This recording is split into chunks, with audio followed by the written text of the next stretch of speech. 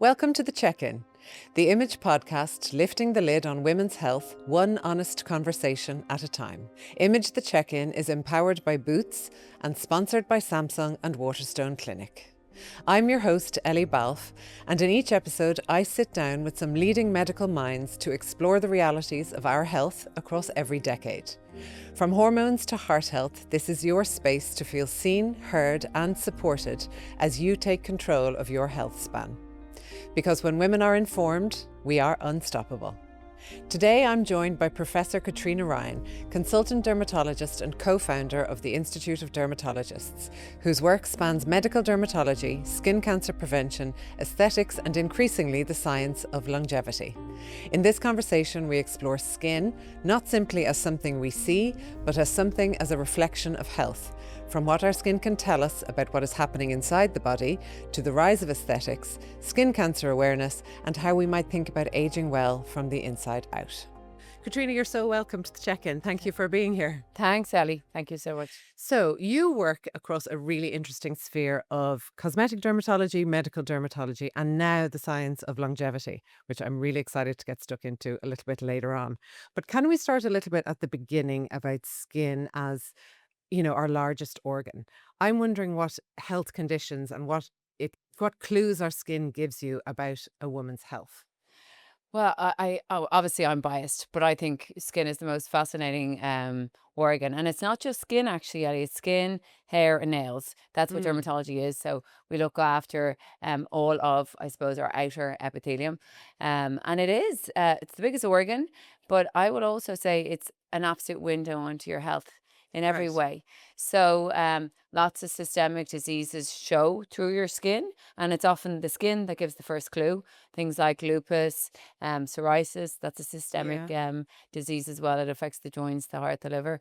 So lots of our systemic or our health conditions show through the skin. The skin is also a great way to see when somebody is unhealthy.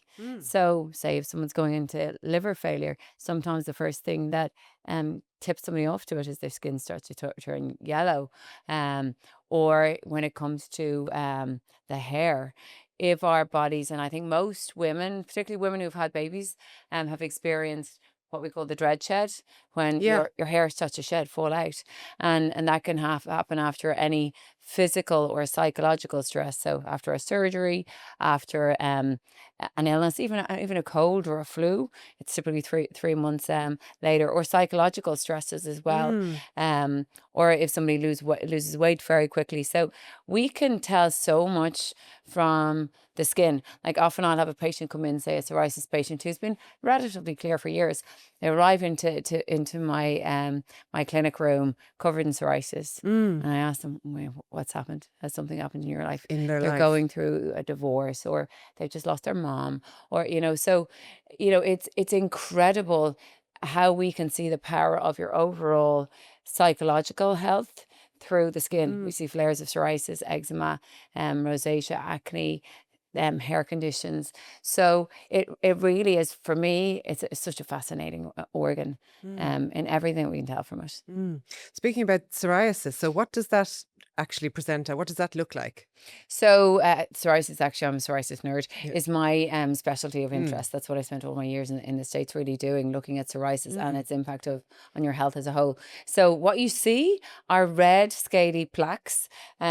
Typically, the most common areas are elbows, knees, scalp. But you can get it all over your body. We have Really? people who have 90% of the body, covered when they come to us for the first time. Also affects the nails. You get little tiny pits on the nails, and splitting off the nails from the nail bed. And then about 25 to 30% of people also have joint involvement. It's a really common condition. About 2% of the population have it. And is it stress related? Stress can play a role. It's a combination of lots of things. Your genetics, but also on environmental factors as well. So you can have two twins like identical twins, one that has psoriasis and then the other hasn't. So it's not just genes at play. And it can sometimes be a stressful event that triggers it off. More commonly, it's a strep throat or an infection or a viral infection. But what we do see in not everyone, but in a big proportion of people, is that when they're stressed, their psoriasis gets worse. Okay. And would that be common for a lot of skin conditions? Yeah, absolutely. Right, okay. And we get to see our organ. So, Yeah. the chances are, that level of psychological stress, we get to see what it does to the skin. But, all of our cells function in very similar ways. They have different tissue effects. But most likely those signals to cells, being under stress affects all of your health. Everything. Yeah. It's all We just get to interconnected. see ours. Yeah. Yeah. So what would be the most common in terms of the medical dermatology side of your practice? What are the most common issues that women are coming to you with? So Is there a commonality? There's yes.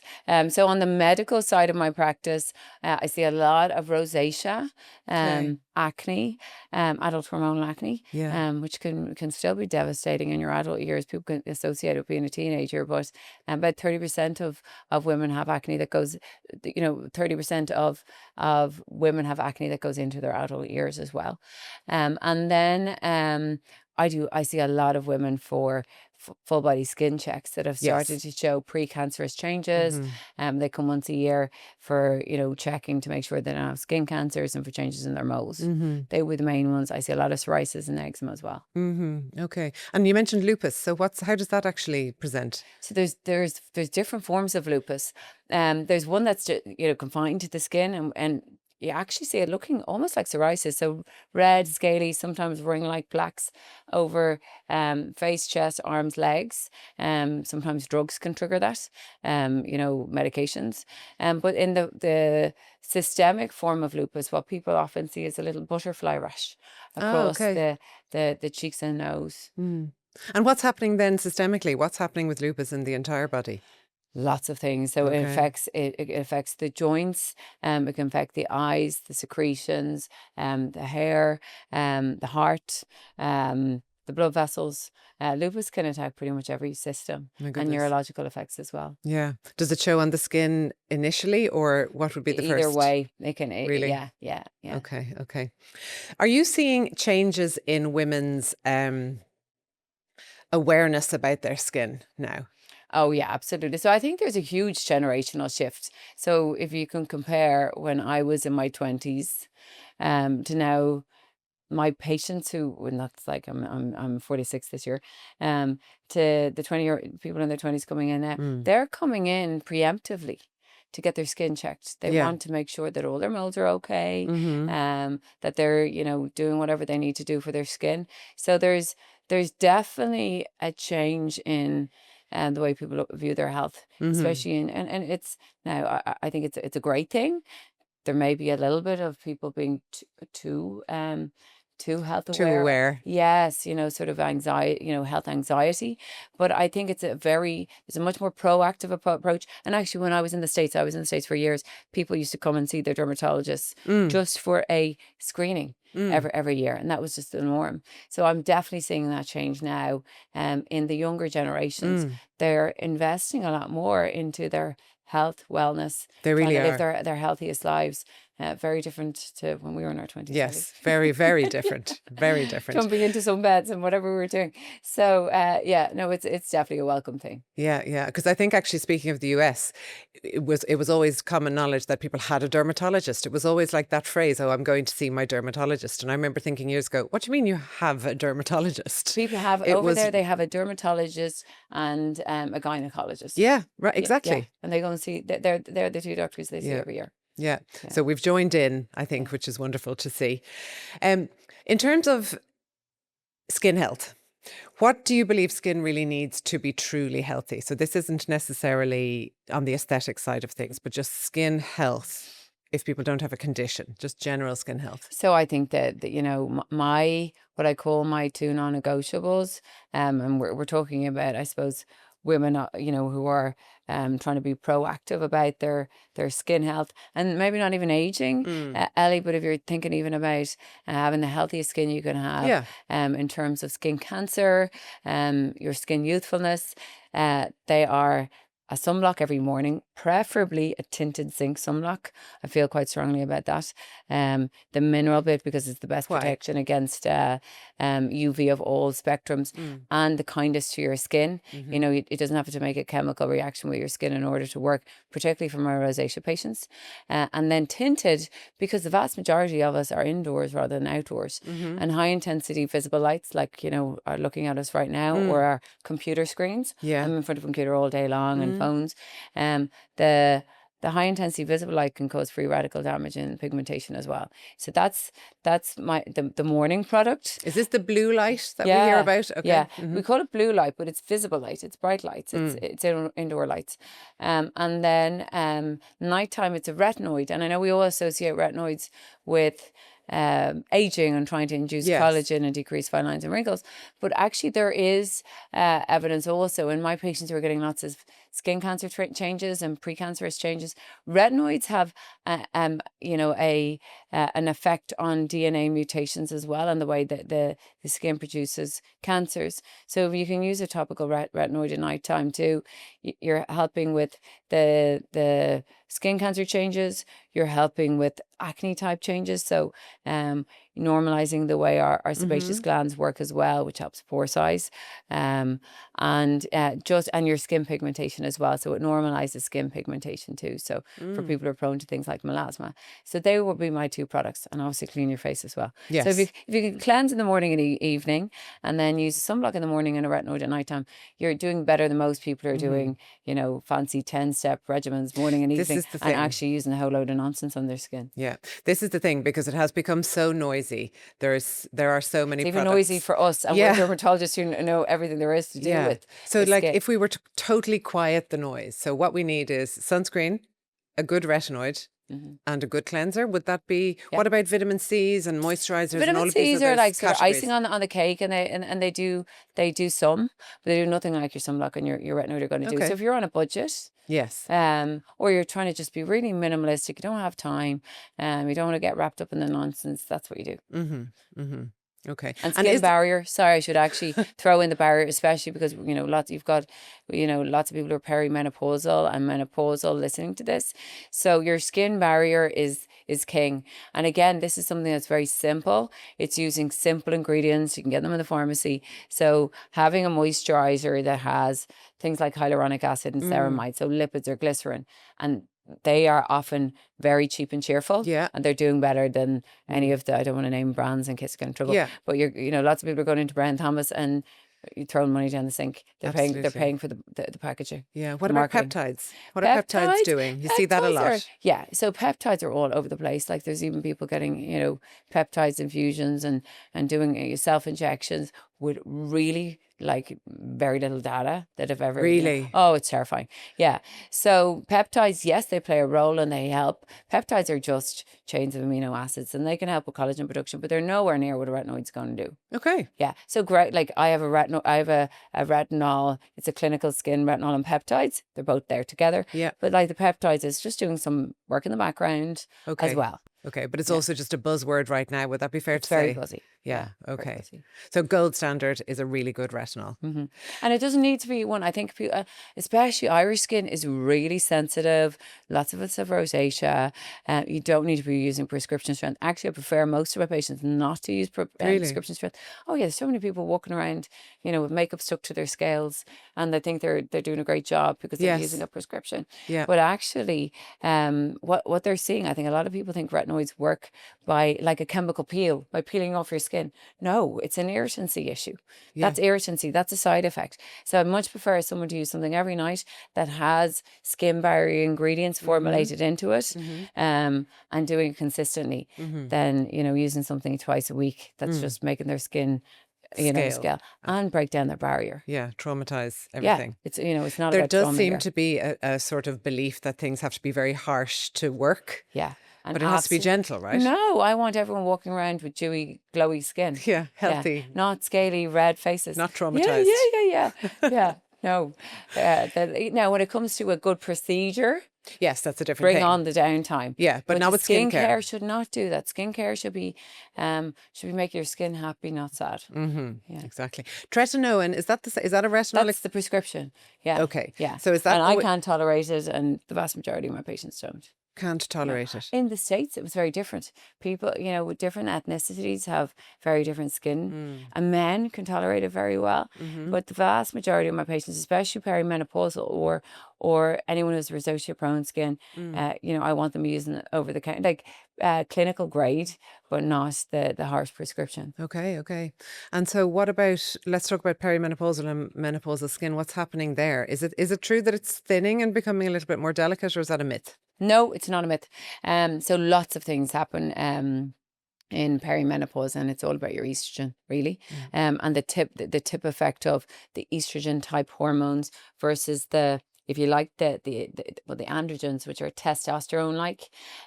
So the biggest thing is withdrawing estrogen, and when you take out estrogen, your collagen production declines dramatically. Yeah. So you actually lose 30% of the collagen content of your skin in the space of 5 years. That's dramatic. And Ellie, that's why people arrive into me and, complete confidence, in their boots, saying my face just fell overnight. And they're kind of right, because that elasticity is gone.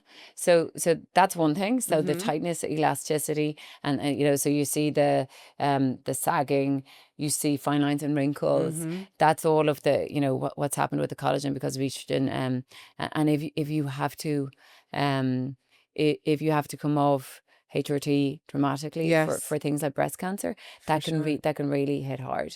Then there is the skin barrier that I was talking about that we really want to support around this time, and that's because when you take out estrogen, you don't have the same hydration of the skin. So your transepidermal water loss, which means that how hydrated your skin is, really declines. And a lot of the time you have women coming in saying my skincare doesn't work anymore.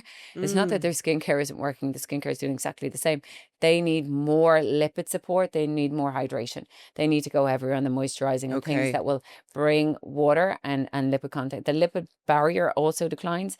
So it's not just hydration, it's the fatty layer of the skin. Sure. So that's where when people start to say my skin's gotten really dull and dry, it has.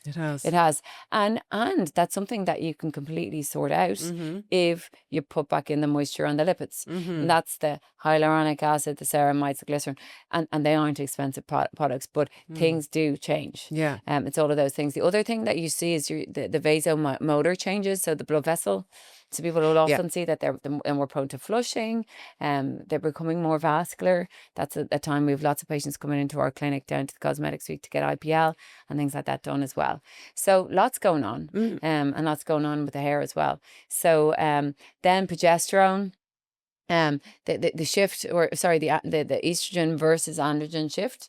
That's when you see women start to get these adult hormonal acne. Yes. So they're like, not only am I going through perimenopause, menopause, and losing all of this, now I'm back to having acne again. It all seems very unfair. Yeah. So we can counteract. HRT makes a big difference to all of those changes. I don't mean go on HRT just because of your skin, but I can tell the difference between somebody who's on HRT and who's not often. And then when it comes to the adult hormonal acne, there's certainly things that we can do to counteract that androgen balance there's certain drugs like spironolactone, or some patients will need to go on to drugs like isotretinoin or Accutane again at that stage, if they're getting cystic flares, particularly if they're causing any scars. And would that be for a short period of time? And would that fix it, or? Spironolactone, it's often, we often need to leave them on it long term. And then if it's isotretinoin, which is Accutane, that's usually just a course. You're done it just within about 6 months. And it'll sort it out. Yeah. I read recently, or is it true, that there are these moments where we age more? I think it was like 44 and 60 something. I don't think I have the numbers right. Is this a true thing? Yeah, you're sorry. Is it true? It's not true for everyone. That's the average time where you see a sort of a decline. That's not just in your in your skin, though. That's It's in in your whole system. your system, cellular Yeah. aging. And that's more looking at averages and, Okay. across, populations. Yeah. But yes, and actually that happens not just for women, it's men as well. Yeah, okay. Yeah. Because I think that is a very real experience that people have. They can look in the mirror, in mid-40s onwards, and they're like, I'm old now. All of a sudden. They come in and they're like, oh, I just looked in the mirror and I've just aged 10 years overnight. Yeah. Yeah. And it's not that they're being dramatic. There can be stepwise, like rather Yeah. than it being a sort of a slope, there Yeah. can be steps So in that's that a slope real to people. experience. Yeah. Yeah. Wow, okay. I have those patients come in all the time. Do you? Yeah. Okay. Are there any skincare trends or habits or even regimes that you feel are doing more harm than good for women right now? Oh my God, where do I start? This is where you get to rant. There's been so many TikTok trends. Well, sorry, Yeah. the really scary one for me, I think everyone saw the Barbara Stern thing when she was saying, like it was against everything that all of the years of like incredible, robust scientific research have shown that the most important things to do is using a sunblock.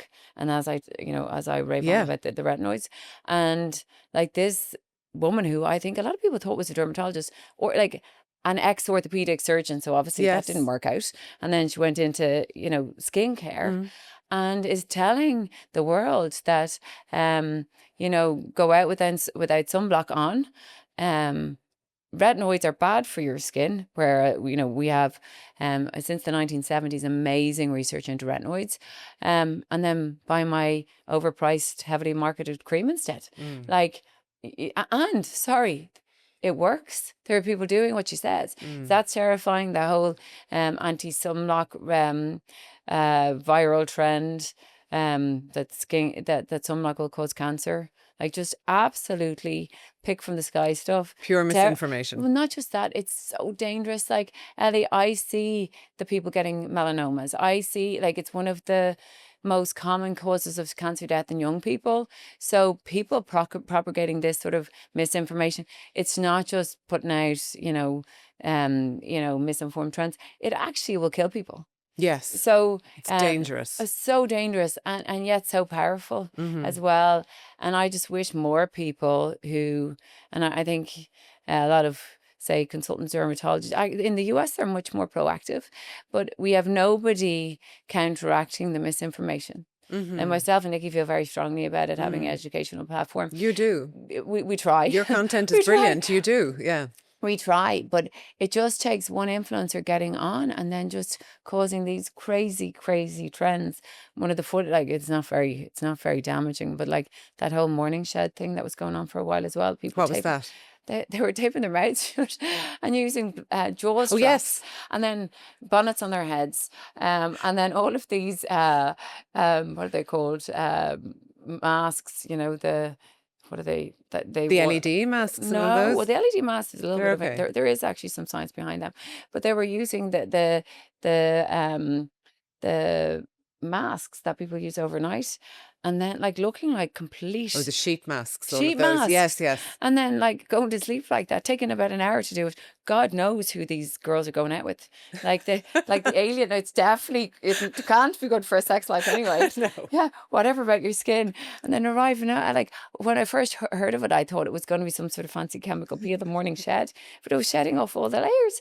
And like there are girls at like 18, 19, 20 doing this. Just moronic things. Yeah. And actually those sheet masks, if you leave them on for the whole night, yes, they moisturize at the beginning, but then they start to draw moisture back out of the face again. But like taping your mouth shut and like it just, sorry, some of but and it all seems so silly. And yet there's probably millions of girls who've done it as a result. So it just keeps coming and coming. There were people putting, and sorry, it's not that there's nothing to it, but the beef tallow. Oh, yeah. Like, and yes, there's lots of the lipids that I was talking about and Yes. that we're trying to help our barrier with. But also this is an animal product that could it's like, sticking, stock from your, it's just crazy stuff. And people run away with it. So yeah, there's so much out there. There's too much pressure as well, isn't there, with all of Well, behind we're all being of this? bombarded. I'm I think I'm too old for TikTok. I don't really get it. But a lot of people are getting, it's actually I think the primary place of skincare education now. I do Instagram. I'm able for that. I just don't really understand the whole TikTok thing.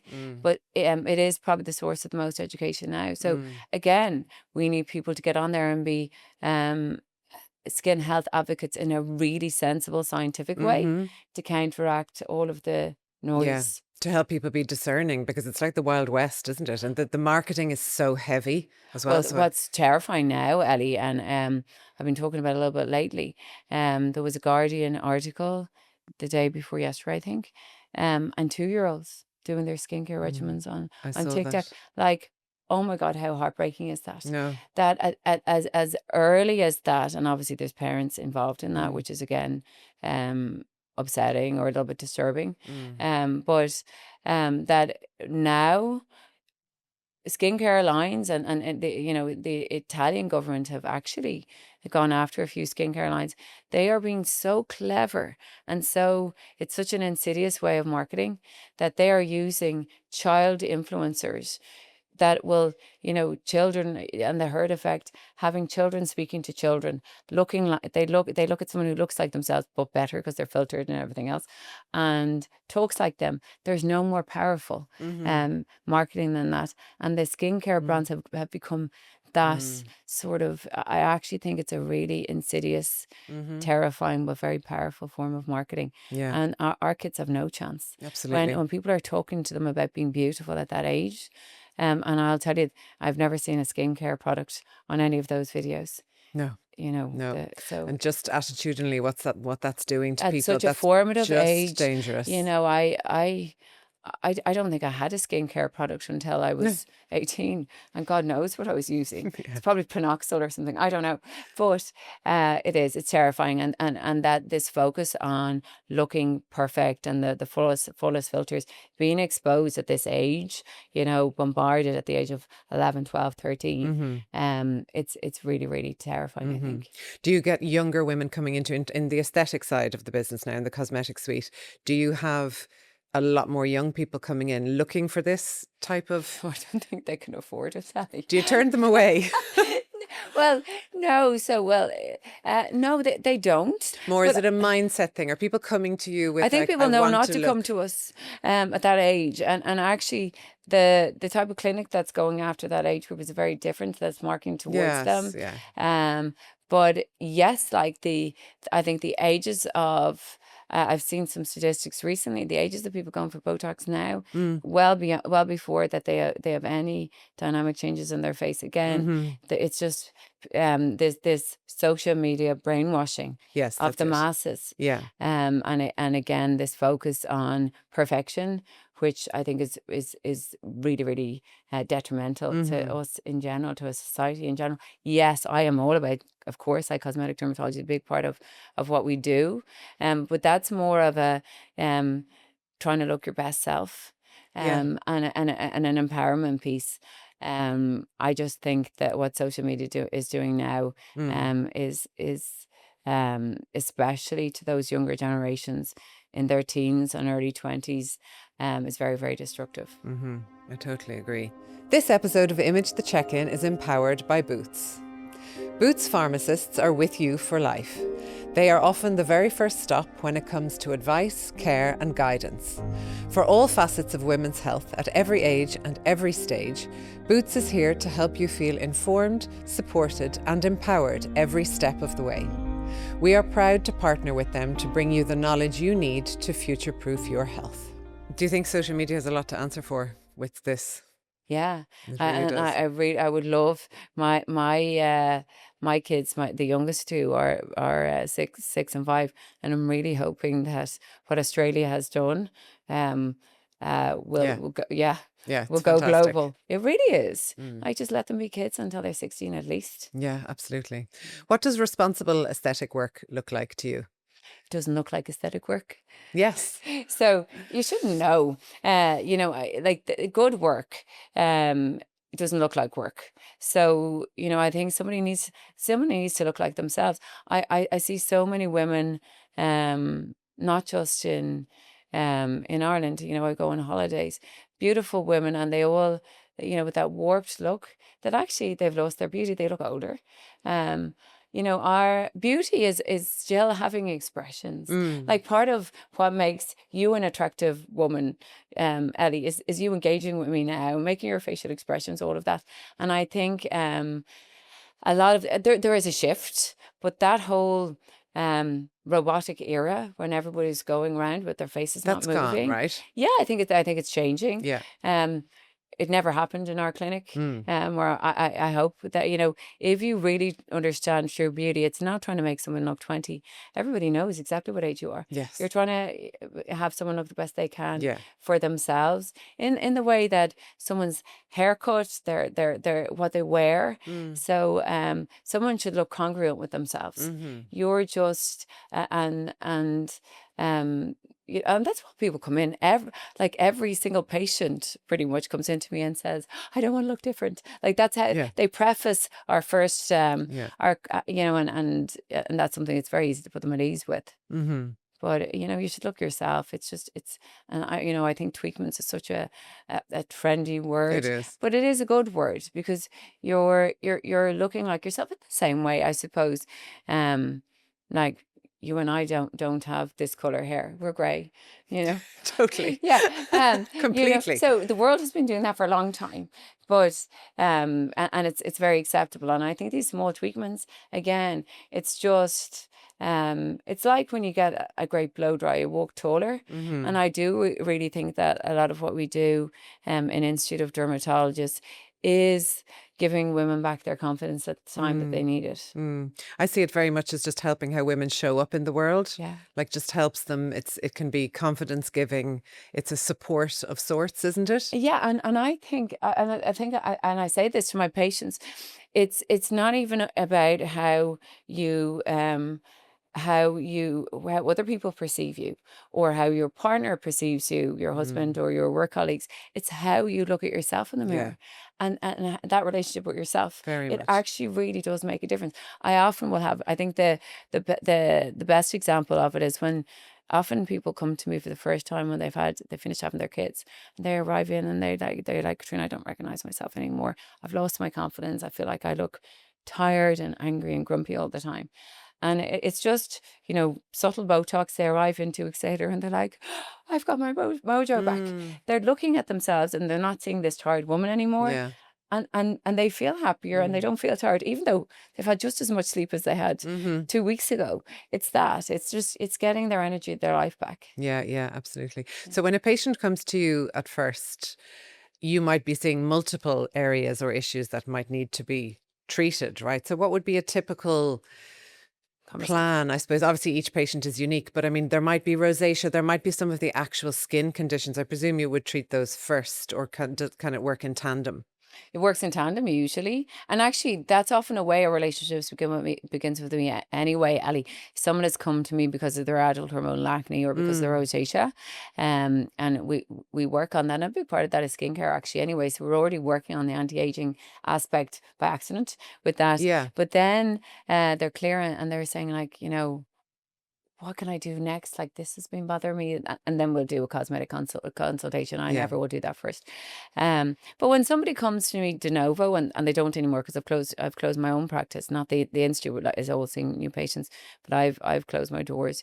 When they come to me for the first time, and it's like a de novo patient, I'll chat to them about everything. And what I say to everyone is, it's all about the long game. So we'll chat about everything that we can do. And none of this has to be done in a hurry. Like, Yeah. the odd person is in a hurry because they're getting married in a year's time, or in 6 months' time. Or actually, it's typically that their daughter's getting married. Actually, it's not. I have probably more mother of the brides Do than I you? have brides. Yeah, yeah.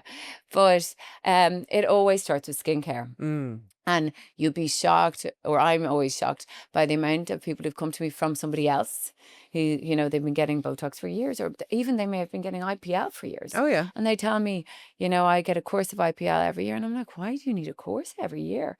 They've never worn sunblock. Like, I'm not, to me, it's unethical that you haven't, to do someone's IPL and let them walk out the door and just gather all the changes again.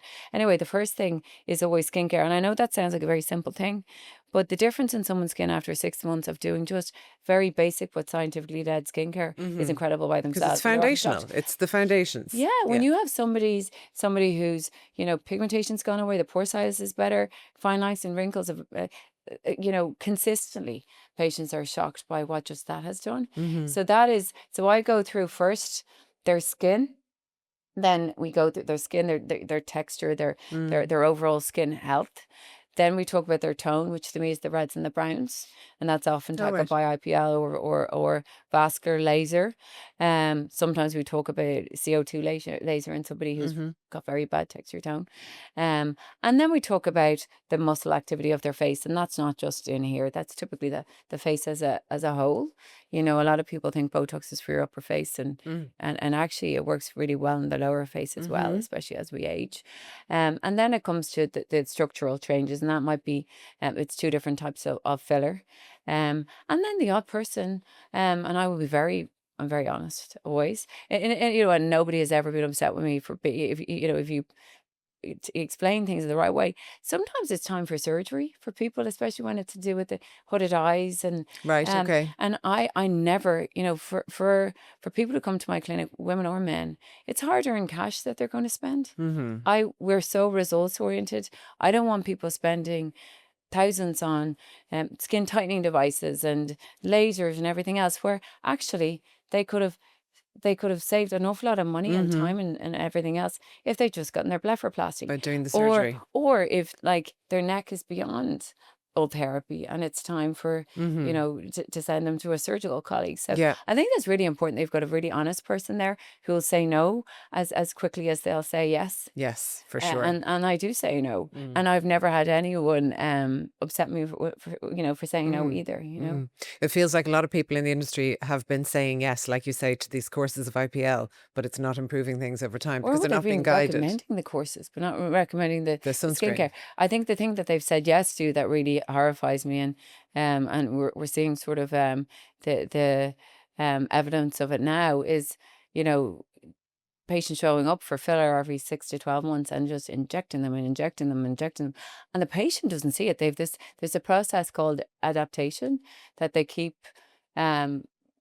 seeing still the places that are, aren't filled up, but they're seeing the lines or the hollows and they want more and more, and the injector just keeps giving it to them. Okay. And then they end up looking like, big pillow face Miss Piggy. Yeah. And the patient genuinely doesn't see themselves anymore. Because it can become addictive, right? Oh my gosh. And psychologically. And it absolutely can destroy a woman's beauty as well. So I think, the injector is the one who needs to be responsible there.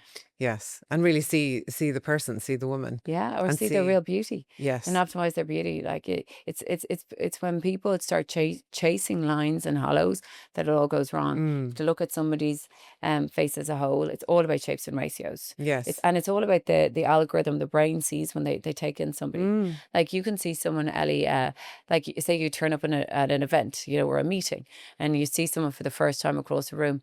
It's in a nanosecond that your brain works out through an algorithm. You don't even know what you're looking at, but it's looking at shapes and ratios that works out if that patient, it's not a patient here, it's a person, is 30 or 60 or 90, and how beautiful or youthful they look. And you can't see a single line yet. They're all the way across the room. Yeah. So interesting. So it's not, it's working out what optimizes their beauty. And so it needs technical skill, but also aesthetic skill and artistic skill as well, doesn't it? And understanding what makes somebody youthful and what restores their youthfulness, which is, and everyone's different. And I think we see a lot of the cookie cutter sort of stuff going on, especially in the commercial sort of chains more. Let's talk about skin cancer. So how are we doing in Ireland on skin cancer? Are our rates? Our rates are exponentially growing. Okay. So we have 13,000 cases a year. It's by far, far, far the most common form of cancer. 13,000? Yeah. Wow. So in Ireland, and we expect it to have doubled by 2040. Oh my goodness. Yeah. Really? Yeah. Now there's reasons behind that. One of them is that we're living longer. Okay. And the skin cancers, the non-melanoma skin cancers really happen at the end of life, because every year that goes by, you've got more cumulative damage. Sure. You've got more cumulative millijoules of UV exposure. And often what you did when you're 20 isn't showing up for years and years. It takes decades All for the that time. mutations to hit. So we have a huge burden of skin cancer. And then the melanoma type skin cancer, there's over 1,000 a year. And that's the potentially fatal type. So one of the things I think has has really helped with the melanoma, I was terrible in my youth. I So was was I. absolutely a sun worshipper. Any ray of sun I could get in, I'd be up at the crack of dawn in Thailand until the sun went in, and then God. sunbeds for the rest of the year. I shudder to say now that was obviously before I was a dermatologist, but I will admit I completely knew that they could cause cancer, and I just didn't care, Yeah. because that is the recklessness of youth. So we are seeing the effects of that epidemic of sunbeds now. So often when a patient will come in for the first time, and I take their UV history, and sunburns as a child, sun holidays, outdoors activity, and then I asked about sunbeds. They were like, "Oh, no, I don't do sunbeds. Haven't done them in years." And I said, "But did you do them before?" "Yeah." "Oh yeah, I did loads of them when I was like 20." And like, but that's what matters. And actually, the more decades that have gone by, so that's huge. And so we're seeing the epidemic of that now as well. I think the best thing that's ever happened to Ireland, I know lots of mothers won't agree, but it's the fake tan, the fake tan epidemic that we had. Actually, I think has probably, if you think of the amount of sun exposure the girls of that generation would have done if it hadn't been for fake tan. Or like, I started using fake tan when I was probably in my mid-20s. There's not a week that goes by I don't do my fake tan. Like, I'm a fake tan addict now instead of being a real sun addict. And I think that has probably made a huge difference to our melanoma burden, or Yeah. will in the future as well. So for So do you anyone out there, think it's that's, the so only is there almost, safe there's tan. that cohort, there was all of us lot who treated our skin badly, and we're growing up and getting older, and there will be all of this skin cancer and issues. Is it like an air bubble in the system, if you will, because like people who are younger Well, are do you know the more scary healthy? thing? And I don't know. Like, we'll see what plays out, because it's meant to be 2027 that the sunban. I'm The actually shocked banning it of still them. happened. Yeah. I'm presently shocked. But there was a resurgence. I had girls coming into me again who were doing sunbeds. I could tell by their skin. No I way. asked them, yeah. And then certain groupings in Ireland. Actually, the funny one was lots of guys were doing them, because men won't use fake tan like that. Course. That just maybe Yeah. maybe gay men do, but Right. Okay. our and we have a gym culture now in men Yeah. who are in their teens, 20s, 30s. Irish men weren't born to be ripped, but they're working very hard in it. Yeah. And then they're gym 6, 7 times a week, and they're showing off their bodies, and they're doing their high rocks as Yeah. tops on, Brilliant. Yeah. and they want a tan. So we did have like a bump starting to happen again. So it's a very welcome. But they will go and sunbathe and do those injections, the melanotan injections as well. They were rife in gyms as well. So the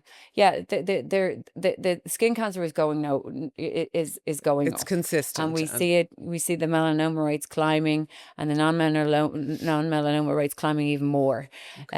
So all of these don't use sunblock fads are very, very scary. And we don't have the capacity to deal with skin cancer. We are about to open a new skin cancer surgical facility, actually, in Ballsbridge. 27 consultants working there, dermatologists, plastic surgeons, and oculoplastic surgeons, really trying to have a really seamless model of skin cancer surgery. A centre of we go through, excellence. see and treat model. We've worked on it for the last 6 years. And the medical health insurance groups, the VHIs, AAs, Irish Health, Level Health, all of them have been really, really supportive of it, because people are banging down the doors to have their skin checked. And actually, it's one really great example that if you intervene early, if you get a melanoma stage 1, if you cut it out when it hasn't yet moved into the lymphatic channels, it's pretty much a cure. Really? If it's gone further, it's a very different scenario, Different and people story. die of melanoma as a result. So it is a really important intervention. And I do think our awareness of skin cancer has really improved. I think it's a really important public health campaign. And actually, if we can get our kids, we were talking about the child influencers and the skin care, the sunblock not appearing in that. Your skin getting damaged as a child is much more detrimental than as an adult. So before the age of 18, we don't have the same DNA mutation repair mechanisms in our skin. So the same unit UV damage as a child is much more dangerous. So if that's something we can really address, Yeah. and I think we're really bad at putting sunblock on our kids in Ireland. We do when they're away. Away on holiday, but not day to But day. my kids don't leave the house without it on. Really? Yeah. Okay. So much so now that if I'm in a rush and I'm running out the door, like Tommy will go, I don't have my sunscreen on my face. I'm like, it doesn't matter. Get in the car, it's raining. Good. Yeah. So it's drumming it into them. And Australia is the best example we have of such an effective public health. If you can get in at the preventative stage, we're mopping up the pieces in the new skin cancer, hospital. But, if we can have a really, really good educational campaign and making it something that people feel they need to do, it's so powerful. Public health really needs to get behind this. Really, really needs to. And the ironic thing is that, young girls are doing it because they don't want to age. So we have them on that. But that's fine. And it's same with any of my patients. I start, I say, I can tell you're not wearing your sunblock, and I start telling them about their wrinkles and the blood vessel changes they're getting and everything else. They are wearing it daily from then on. Yeah. We are so, we're not long-term effects driven. But if a woman thinks she's going to age, or I'm going to suck the pigment out of yeah. So trying to make it a little bit more cool and sexy to wear sunblock. Just to be super basic, and for listeners listening, just so people understand, what is happening with skin cancer? So with UV exposure, what's happening in the skin over those years that it's not visible?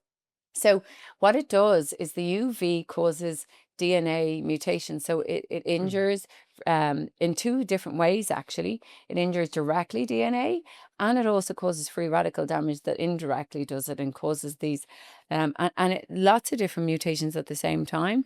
But over time, those mutations evolve in the same way any cancer evolves. And with the non-melanoma skin cancer, we see precancerous changes first often, and then the skin cancer gets bigger.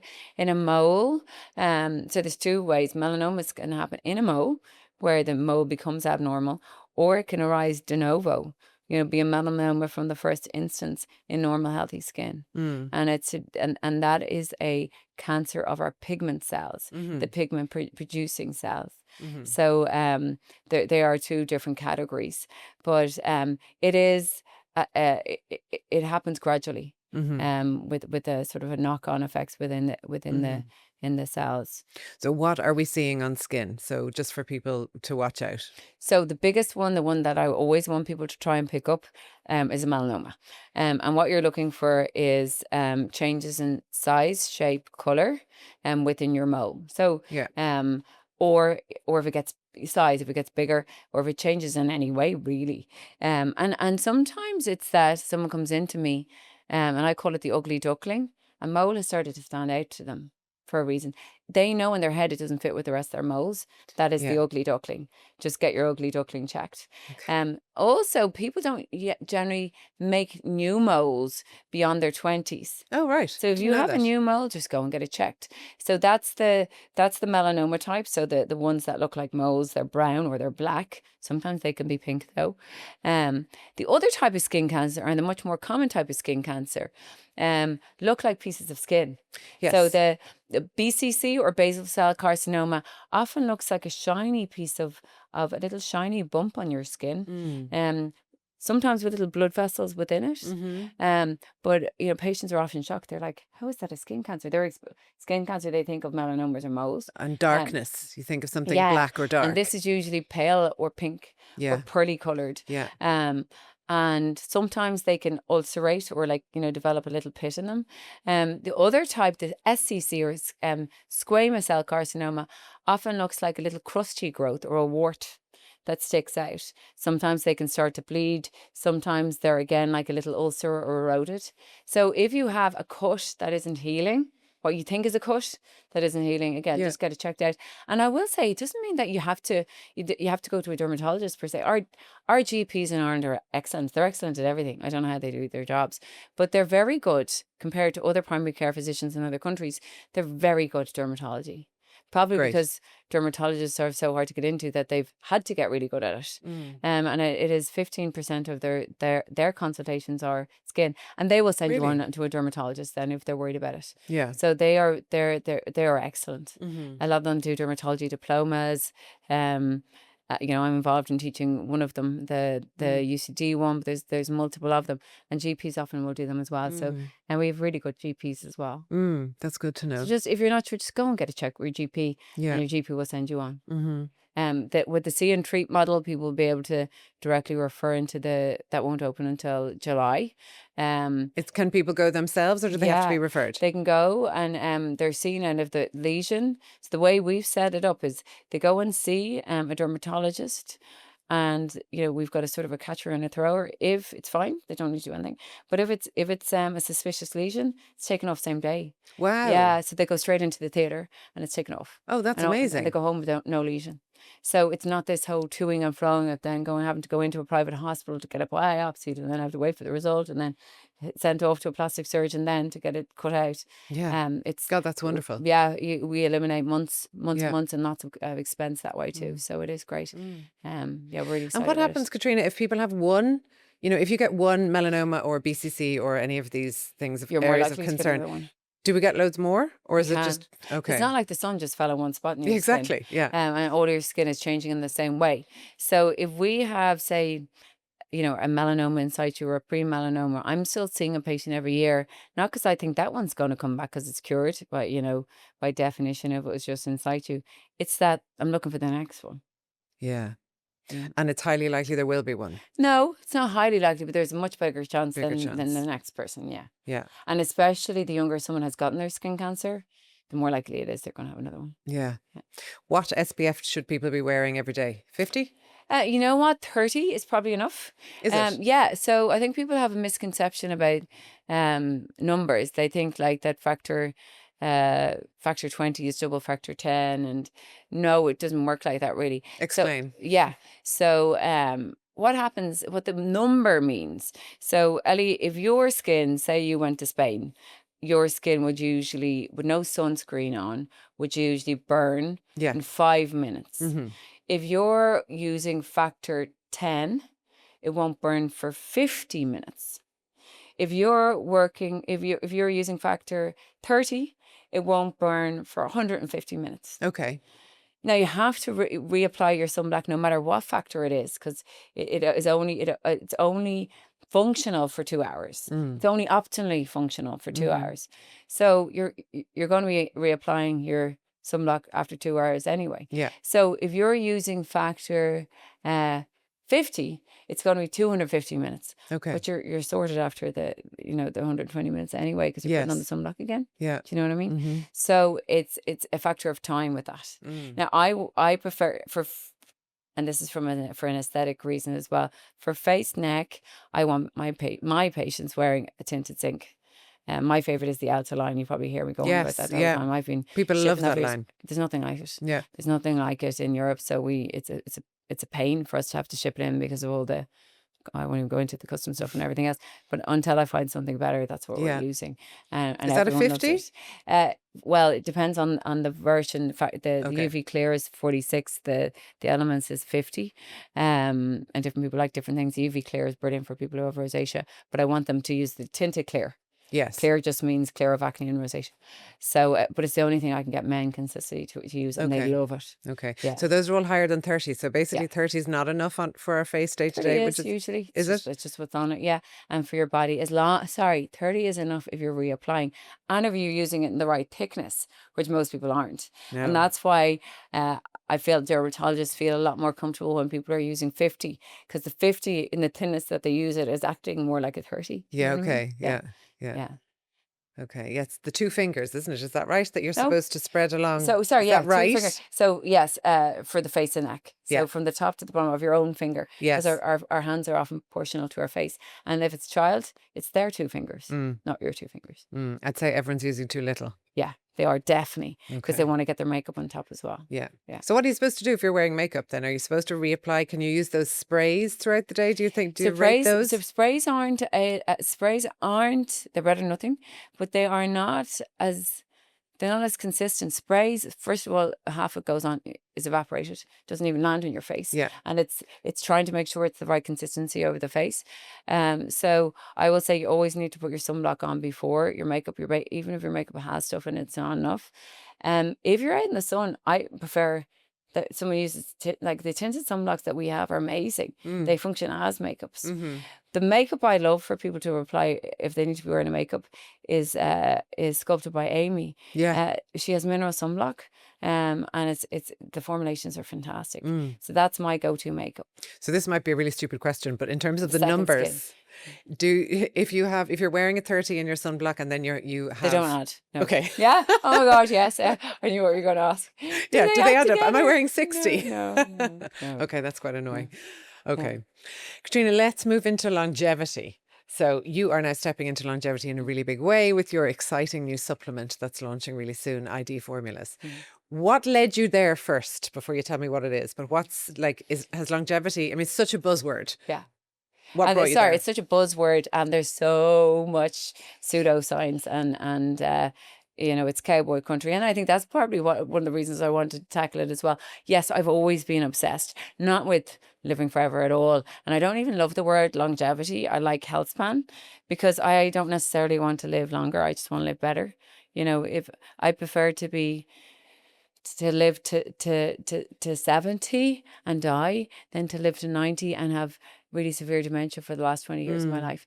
And that's part of what it's all about. It's your quality of life more than the length of your life. But what got us onto the supplement, actually it came out of skin. So over and over and over, I was being asked in clinic, Caitriona, what supplement should I take for anti-aging? And our Ask ID, we have that educational platform on our Instagram. And we kept getting asked, what supplement should I use for anti-aging? And people were talking about their external appearance, I think, for the most part, when they were asking about that, to stop the aging of their skin and their hair. I'm also obsessed with dementia, obsessed with, I think my brain is pretty much my only asset. I'm not particularly good at anything apart from dermatology. But I'm terrified of cognitive decline. Yeah, same. And even that whole perimenopause space, I think one of the things that freaks people out the most is the brain fog, not having the sharpness anymore. So all of that. So when I was getting the questions, we research everything before we talk on our platforms. But I went down more than a rabbit hole. So I looking into things, and first of all, there's nothing out there that was dermatologist formulated, which shocked me. Nothing. And a lot of things that people think are dermatologist formulated, there's no dermatologist involved at all. But in the supplement space. But then when you really get to the root of it, like what ages your skin, what ages your hair, what ages your brain, it all comes down to your cells. And actually, your cellular processes are common and everywhere in your body. So the translation of proteins is different depending on what tissue the cell is in, but the cellular functions are very, very similar. So if you really want to get to the root of aging, like why do we start to look frail? Like, why does our skin start to get wrinkles, or does our hair start to get, hair loss and loose follicles? And why do our brains stop working as well, or our muscles, our frailty, our overall frailty? And it's all about our cells not functioning optimally anymore. And there's lots of different pathways involved with that. I go talk for ages here now, and you'll all fall asleep.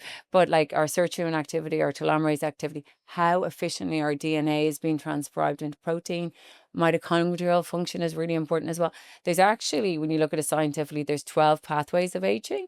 So I went about, formulating a supplement and everything that could help those 12 pathways. And we really have hit all the pathways apart from dysbiosis. There's no probiotics in our supplement. But now there's 32 ingredients because I Wow. couldn't stop, and then I couldn't part with any of them. Okay. So when it came to the supplement, it's not for skin and hair. Sorry, it is for skin and hair as well.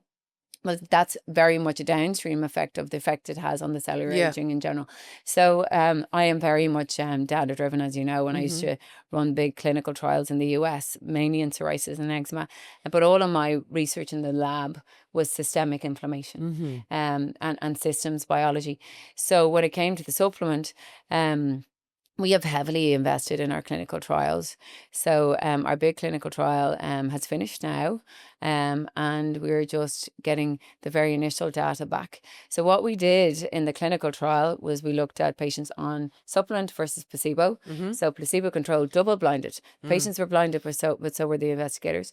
And looking at, first of all, biological age, looking at DNA epigenetic data and glycosylation data, so glycanaging, inflammaging. So looking at systems inflammaging at baseline and after 12 weeks of taking the supplement, so that we could show reversal of biological age.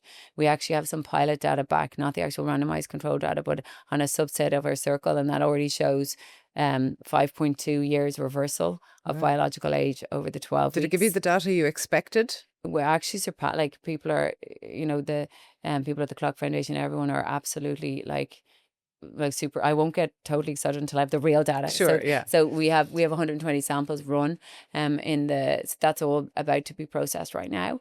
But we also looked at all of the skin parameters. So elasticity, skin hydration, transepidermal water loss, wrinkling, and this was all doing objective scales, not subjective, not what people thought they had. It was actually like measured. So at the glabella, crow's feet, then we looked at hair parameters, cognitive processing speeds, libido measures, and sleep scores as well. So that's been done. We have our skin data back. Everything has improved even at week 4. Never mind week 12. Cognitive processing speeds have improved from baseline to week 12. And our libido, 3 of the 5 parameters have improved in that as well.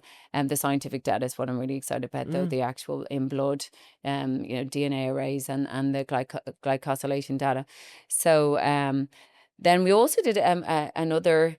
So that was our real clinical trial, the science. We also did I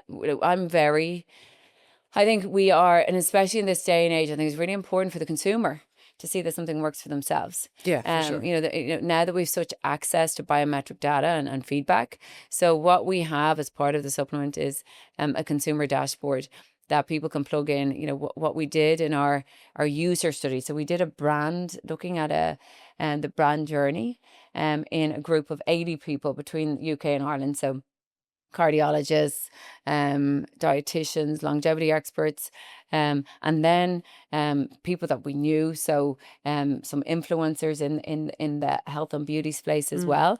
And we put them on the product for 12 weeks. They each had a Whoop, and Whoop have been very, very helpful. They're really interested in the supplement. So they've allowed us an API integration so that people can see the difference in all of their data, so their sleep, their recovery, from baseline, and what the supplement did to that, so that when the consumer goes and gets the supplement, they actually can have that biometric feedback for themselves. If they have one, we're talking to the other wearable companies as well, but also we have questionnaires that people do at baseline, week 4, week 12, so that they can see the progression in those pillars over time as well.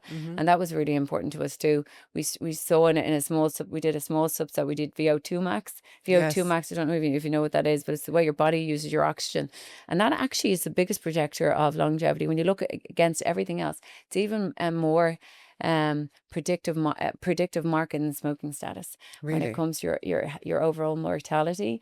And we've seen an increase in VO2 max in people who haven't changed their exercise pattern on the This is where you supplement as see well. people running on the treadmill in a mask. Yeah. Okay. Yeah. So it's been such Wow. I'm so excited about it. I mean, I'm so excited about the space as well. What happened then to the poor people on the circle, so we called it the circle, the user journey, not the randomized control trial. We thought we were launching in January. We had a big packaging delays. So we're launching 4th of June now. But the circle were meant to finish in February. And we thought we'd have consumer product then. So they're all off it. And Oh no. and they're going crazy. Like there was definitely people who went into the DTs afterwards. They all felt great on it, but they didn't realize how great they felt on it until they came off it. And they had to go back to normal, what was previous. Yeah, which obviously, they survived fine in the world Yeah. beforehand. But it was an unintentional experiment, but they're just begging for the next set now. So it was sort of a sort of an extra validation for us seeing that and people going, oh my gosh, it's been huge. So yeah, it's been great. So we're D2C only. It's an expensive product. It costs us a fortune to make because we've got such high doses of the high potency antioxidants, the things that actually reverse the biological age. But what are the key ingredients? Are you able to say? So we've got our patent application going in just before launch, so I can't go through all of them. Okay. But basically, we have all the usual vitamins and minerals that people would take anyway. Omegas, which are very important for everything. They have to be taken separately, though we couldn't get them into the powder because it made it taste awful. And taste is very important. The taste took us longer than the science. Yeah. I will tell you, you've no idea, like the amount of iterations on taste. And then the super potent antioxidants, very high levels of nicotinamide to produce NAD. We have all the usual suspects, resveratrol, astaxanthin. Does it have creatine? Creatine, yeah. Wow, Creatine, okay. really important. For the brain. Brain, physical performance. Like we know now, especially for women of our age, your muscle strength, your physical strength is really important to longevity as well, especially for your activities of daily living. Like what you put in now, like what you put into all of that now in your 40s, 50s is what's going to make a difference to who you are in your 70s, 80s. Absolutely. It's really important that we put that focus back on. And sorry, here I am talking about the supplement. I will tell you that the most important things when it comes to your longevity, your health span, by far, there is nothing better than exercise. And it's been shown over and over and over again in a really scientific way. It is the best medicine. So, and that's very much, that's so important to myself and Nikki and Connor in building. We hope that this is much more than a supplement, that it's community and an educational platform, because the supplement is an add-on to everything else you're doing, and people who really want to do better and live better. So, it's exercise, reducing alcohol.